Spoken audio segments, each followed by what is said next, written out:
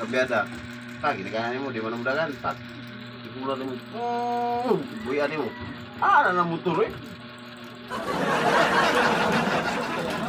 Automatic pa na ano primero. Why? Nautan ko eh. Why? Ito, istorya na. Gamay ganito ka ng mura pang bata ganito, lamig ka pa pag ano. Ako ka.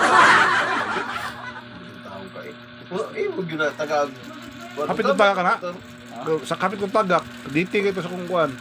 Kanang diti ko ba? Na may diti nga, bugatin mo yun, inig arangkada ni mo, boy, maala ganun siya. Bisa ko sa kamotor. Sa Kawasaki gaya ng abot bagay ko sa kamunggayan gani.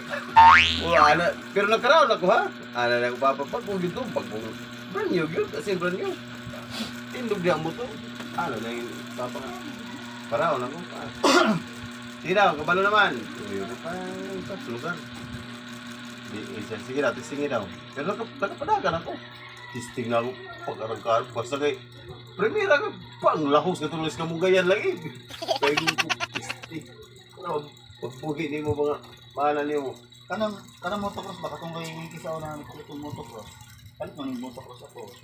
Second hand. 295. Second hand.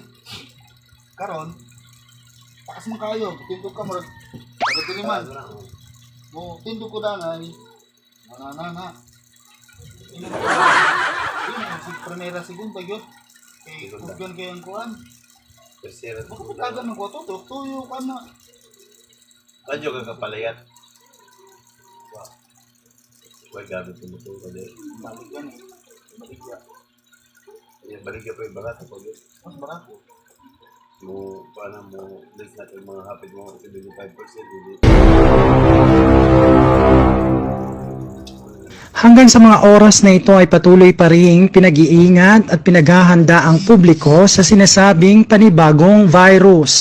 Darating na ang pinangangambahan at kinatatakutan ng lahat.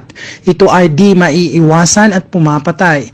Wala daw gamot o bakuna sa parating na ito. Ang pinakamasama ay kahit naka-face mask at face shield ay hindi mo siya mapipigil. Ang tawag dito ay Velsa 30 at kahit nasa bahay ka pa ay makakapasok pa din sa bahay nyo. Ang carrier daw nito na pupunta sa bahay nyo ay siguradong maipapasa sa'yo. Hindi ka muna makakaranas ng sakit ng ulo, pero pag nasa kamay mo na at galing sa kamay ng iba ay bigla na lang sasakit ulo mo dahil sa problemang dulot nito. At baka mapasigaw ka pa para makuha atensyon ng mga kasama mo sa bahay. Ang isa pang nakakatakot ay bigla siyang lumalaki. At ito talaga ang papatay. Mahirap talaga ang Velsa 30 dahil madami itong klase. Una, Velsa kuryente, Velsa tubig, Velsa telepono at cellphone, Velsa internet, Velsa cable, Velsa ibang kapecho mobes, at Vel removal expenses. Lalo na kung umuupa ka sa bahay, Velsa renta. Kung sarili mo naman bahay at lupa ay Velsa amilyar. Kaya maghanda, ito ang papatay. Papatay ng koneksyon ng mga ginagamit mo pag di nabayaran lahat. Walang makakaligtas sa Velsa 30 virus. Kaya maghanap ka ng extra source of income mo para may panlaban ka na ngayon sa Velsa 30 virus. Clap.